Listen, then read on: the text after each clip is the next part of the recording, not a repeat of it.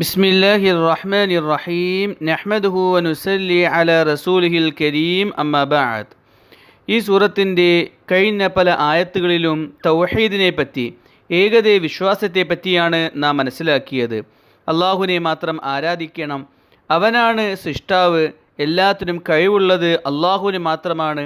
ഇങ്ങനെ തുടങ്ങി അള്ളാഹുവിൻ്റെ ഉന്നതമായ കഴിവുകൾ മനസ്സിലാക്കുകയും അള്ളാഹുവിനെ കൂടാതെ മറ്റൊരു വസ്തുവിനെ ആരാധിക്കാൻ പാടില്ല എന്ന കാര്യം വ്യക്തമായി മനസ്സിലാക്കി തരികയും ചെയ്തു. തൗഹീദിൻ്റെ വിഷയത്തിൽ ഏറ്റവും മുൻപന്തിയിൽ നിൽക്കുന്ന ഒരു പ്രവാചകനാണ് ഇബ്രാഹിം നബി അലൈഹിസ്സലാം. വിഗ്രഹാരാധനത്തിൻ്റെ വിഷയത്തിലും അള്ളാഹുവിൽ പങ്കുചേർക്കുന്ന വിഷയത്തിലും ജനങ്ങളെ ശക്തമായി വിലക്കുകയും യുക്തിപരമായ രീതിയിൽ ജനങ്ങളെ അതിൽ നിന്നും പിന്തിരിപ്പിക്കാൻ ശ്രമിക്കുകയും ചെയ്ത പ്രധാനപ്പെട്ട ഒരു പ്രവാചകനാണ് ഇബ്രാഹിം നബി അലൈഹിസ്സലാം. അള്ളാഹു സുബ്ഹാനഹു വ തആല പരിശുദ്ധ ഖുർആനിലെ പല ആയത്തുകളിലൂടെയും പല സൂറത്തുകളിലൂടെയും ഇബ്രാഹിം നബി അലൈഹിസ്സലാത്തു വസ്സലാമിനെ പറ്റി നമുക്ക് പഠിപ്പിച്ചിരുന്നുണ്ട്. ഇബ്രാഹിം നബി അലൈഹിസ്സലാത്തു വസ്സലാമിൻ്റെ ജീവിതത്തിൻ്റെ ഉന്നതമായ ഗുണങ്ങളെപ്പറ്റി അറിയിച്ചിരുന്നുണ്ട്. കഴിഞ്ഞ പല സൂറത്തുകളിലും ഇബ്രാഹിം നബി അലൈഹിസ്സലാത്തു വസ്സലാമുമായി ബന്ധപ്പെട്ട വ്യത്യസ്തമായ സംഭവങ്ങൾ നാം വിശദീകരിക്കുകയും അതിൽ നിന്നുമുള്ള ഗുണപാഠങ്ങൾ മനസ്സിലാക്കുകയും ചെയ്തതാണ്. എത്രത്തോളമെന്ന് വെച്ചാൽ അള്ളാഹു സുബ്ഹാനഹു വ തആല നബിതങ്ങൾ സല്ലല്ലാഹു അലൈഹി വസല്ലമയുടെ ഉമ്മത്തീങ്ങളോട് പോലും ഇബ്രാഹിം നബി അലൈഹിസ്സലാത്തു വസ്സലാമിനെ മാർഗത്തെ നിങ്ങൾ പിൻപറ്റുക എന്ന് പറയുകയുണ്ടായി. അതുകൊണ്ട് ഇബ്രാഹിം നബി അലൈഹിസ്സലാത്തു വസ്സലാമിന് അള്ളാഹുവിൻ്റെ അടുക്കൽ വലിയ സ്ഥാനമുണ്ട്. തൗഹീദിൻ്റെ ഏകദൈവ വിശ്വാസത്തിൻ്റെ വിഷയത്തിൽ ഒരു വിട്ടുവീഴ്ചയ്ക്കും തയ്യാറാകാതെ അതിനുവേണ്ടി പൂർണ്ണമായി പോരാടിയ പ്രവാചകന്മാരിൽ പ്രധാനപ്പെട്ട ഒരു പ്രവാചകനാണ് ഇബ്രാഹിം നബി അലൈഹിസ്സലാത്തു വസ്സലാം. ആ ഇബ്രാഹിം നബി അലൈഹിസ്സലാത്തു വസ്സലാമിൻ്റെ പ്രധാനപ്പെട്ട ദുആക്കളാണ് തുടർന്നുള്ള ആയത്തുകളിൽ നാം മനസ്സിലാക്കാൻ പോകുന്നത്. അതിൽ ഓരോ ദുആക്കളിലും ധാരാളം കാര്യങ്ങൾ നമുക്ക് മനസ്സിലാക്കാനായിട്ടുണ്ട്. ഈ സൂറത്തിന് സൂറത്തു ഇബ്രാഹിം എന്ന് പേര് വെക്കാനുള്ള കാരണവും ഇബ്രാഹിം നബി അലൈഹിസ്സലാത്തു വസ്സലാമിൻ്റെ പ്രധാനപ്പെട്ട ദുആക്കൾ ഈ സൂറത്തിൽ പറയുന്നത് കൊണ്ടാണ്. അതുകൊണ്ട് തുടർന്നുള്ള ആയത്തുകളിൽ തൗഹീദിൻ്റെ വക്താവായ, ഏകദൈവ വിശ്വാസത്തിൻ്റെ വക്താവായ ഇബ്രാഹിം നബി അലൈഹിസ്സലാത്തു വസ്സലാമിൻ്റെ ഏതാനും ചില പ്രധാനപ്പെട്ട ദുആക്കളാണ് അല്ലാഹു തആല നമുക്ക് അറിയിച്ചിരുന്നത്. وَإِذْ قَالَ إِبْرَاهِيمُ رَبِّ اجْعَلْ هَذَا الْبَلَدَ آمِنًا وَاجْنُبْنِي رب اجعل هذا البلد آمنا وجنبني وبني أن نعبد الأصنام. ഇബ്രാഹിം നബി പറഞ്ഞ സന്ദർഭം: എൻ്റെ രക്ഷിതാവേ, ഈ നാടിനെ നിർഭയത്വം നിറഞ്ഞതാക്കണമേ, എന്നെയും എൻ്റെ മക്കളെയും വിഗ്രഹ ആരാധനയിൽ നിന്നും കാക്കണമേ. റബ്ബി ഇന്നഹുന്ന അളൽന കസീറൻ മിനന്നാസ് ഫമൻ തബിഅനി ഫഇന്നഹു മിന്നി വമൻ അസാനി ഫഇന്നക ഗഫൂറുർ റഹീം. എൻ്റെ രക്ഷിതാവേ, വിഗ്രഹങ്ങൾ ധാരാളം ജനങ്ങളെ വഴികെടുത്തി. ആകയാൽ എന്നെ പിൻപറ്റിയവൻ എന്നിൽപ്പെട്ടവനാണ്.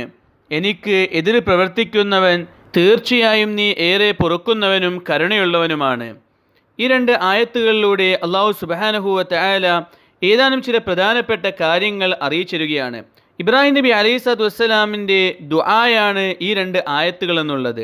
ഇബ്രാഹിം നബി അലൈഹിസ്സലാത്തു വസ്സലാം ആദ്യമായി അള്ളാഹുവിനോട് ചോദിച്ചു: അള്ളാഹുവെ, ഈ നാടിനെ നീ നിർഭയത്വമുള്ള നാടാക്കണമേ.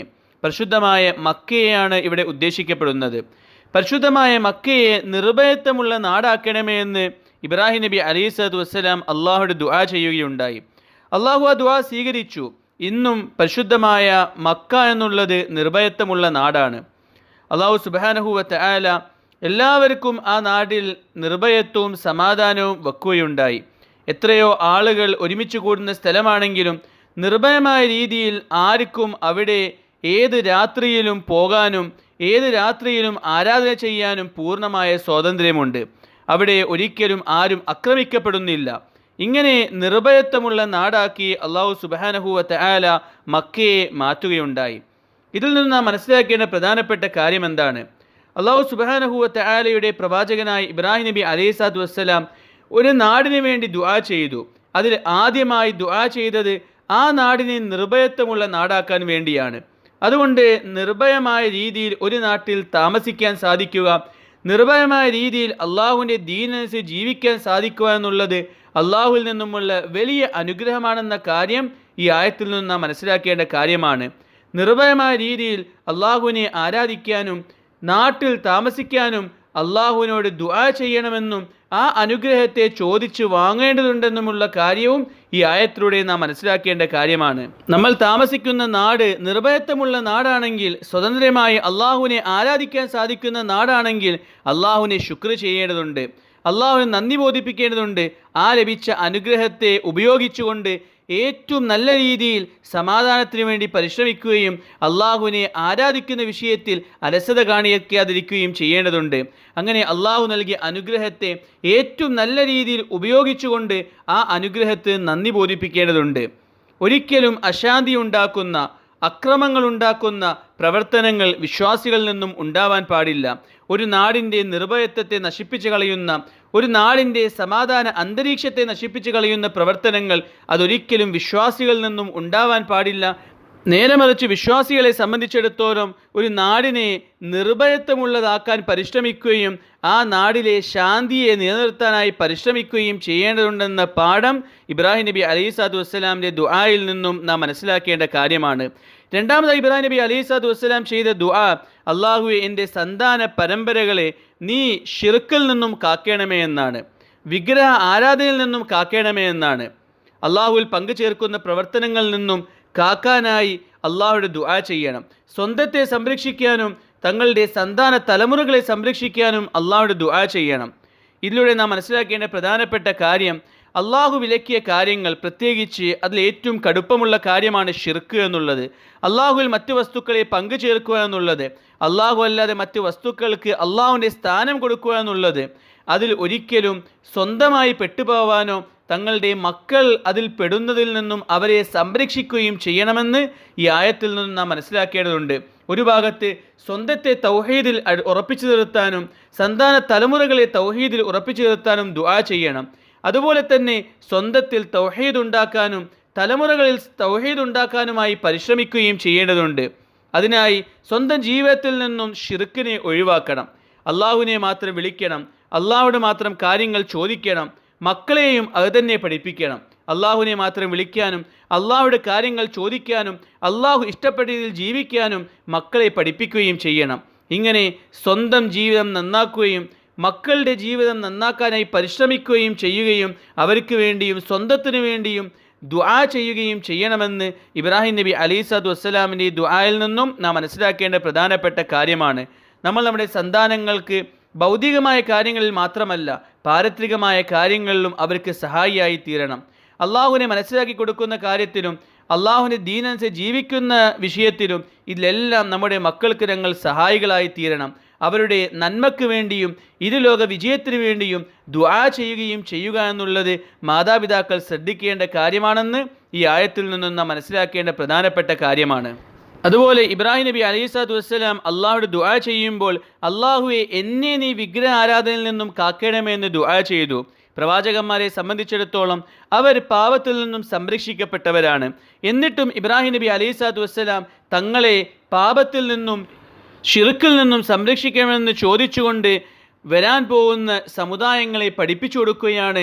ഒരിക്കലും അള്ളാഹുവിൻ്റെ കാവലില്ലാതെ ഒരു തിന്മയിൽ നിന്നും വിട്ടുനിൽക്കാൻ സാധിക്കുന്നതല്ല. തങ്ങളുടെ കഴിവുകൊണ്ടും അറിവുകൊണ്ടും പാപങ്ങളിൽ നിന്നും വിട്ടുനിൽക്കാൻ സാധിക്കുന്നതല്ല. പാപങ്ങളിൽ നിന്നും വിട്ടുനിൽക്കാനുള്ള ഭാഗ്യം എത്ര വലിയ അവസ്ഥയിലുള്ള ആളാണെങ്കിലും, എത്ര അറിവുള്ള ആളാണെങ്കിലും, എത്ര ആരാധനയിൽ മുന്നേറുന്ന ആളാണെങ്കിലും അള്ളാഹുവോട് ചോദിച്ചുകൊണ്ടേയിരിക്കണം. പാപത്തിൽ നിന്നും വിട്ടുനിൽക്കാനും ഷിർക്കിൻ്റെ പ്രവർത്തനങ്ങളിൽ നിന്നും മാറി നിൽക്കാനുമുള്ള തൗഫീക്ക് നൽകേണ്ടത് അള്ളാഹുവാണ്. അതുകൊണ്ട് എത്ര ഉന്നതമായ സ്ഥാനത്തുള്ള ആളാണെങ്കിലും, എത്ര അറിവുള്ള ആളാണെങ്കിലും അവരും പാപത്തിൽ നിന്നും വിട്ടുനിൽക്കാൻ സദാസമയം അള്ളാഹുവോട് ചോദിക്കണമെന്ന പാഠം ഇബ്രാഹിം നബി അലൈഹിസ്സലാത്തു വസ്സലാമിൻ്റെ ദുആയിൽ നിന്നും നാം മനസ്സിലാക്കേണ്ടതുണ്ട്. ആരും തങ്ങളുടെ അറിവ് കൊണ്ടോ തങ്ങളുടെ ഇബാദത്ത് കൊണ്ടോ തങ്ങളുടെ സ്ഥാനം കൊണ്ടോ അഹങ്കരിക്കാൻ പാടില്ല. നേരെ മറിച്ച് അള്ളാഹുവാണ് എനിക്ക് ഇതിനുള്ള അനുഗ്രഹങ്ങൾ നൽകിയത്, ഇതിനുള്ള കഴിവ് നൽകിയത്, ഈ അറിവ് നൽകിയത്, ഈ ഇബാദത്ത് ചെയ്യാനുള്ള ഭാഗ്യം നൽകിയത് എന്ന് മനസ്സിലാക്കിക്കൊണ്ട് വീണ്ടും വീണ്ടും നന്മയിൽ മുന്നേറാനും തിന്മയിൽ നിന്നും വിട്ടുനിൽക്കാനുമുള്ള ഭാഗ്യം അള്ളാഹുവോട് ചോദിക്കുകയും വിനയമുള്ളവരായി തീരുകയും ചെയ്യണം. ഒരിക്കലും തങ്ങളുടെ പ്രവർത്തനത്തിൻ്റെ വിഷയത്തിലും നന്മയുടെ വിഷയത്തിലും അഹങ്കരിക്കാൻ പാടില്ല എന്ന് ഈ ആയത്തിലൂടെ നാം മനസ്സിലാക്കേണ്ട പ്രധാനപ്പെട്ട കാര്യമാണ്.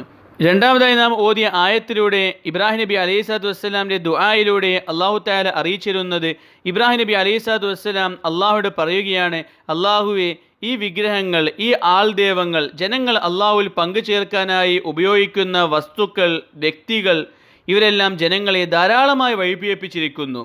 അഥവാ അള്ളാഹുവിനെ വിട്ടുകൊണ്ട് ജനങ്ങൾ മറ്റു വസ്തുക്കളെ വിളിക്കുന്നതിലും മറ്റു വസ്തുക്കളെ ആരാധിക്കുന്നതിലും രസം കാണുന്നു. അങ്ങനെ ഈ വസ്തുക്കളെല്ലാം ജനങ്ങളെ ധാരാളമായി വഴിപിഴപ്പിച്ചിരിക്കുന്നു. അള്ളാഹുവെ, ഞാൻ ജനങ്ങൾക്ക് കാണിച്ചു കൊടുക്കുന്നത് സത്യമായ മാർഗമാണ്, തൗഹീദിൻ്റെ മാർഗമാണ്. അതിനെ പിൻപറ്റുന്നവർക്ക് നീ ഉന്നതമായ വിജയം നൽകണമേ. അവർ എന്നിൽപ്പെട്ടവരാണ്, അഥവാ അവരും ഞാൻ ഏത് സ്വർഗത്തിലോട്ടാണോ സഞ്ചരിക്കുന്നത്, ഏത് വിജയപാതയിലാണോ അതേ പാതയിൽ തന്നെയാണ് അവരുള്ളത്.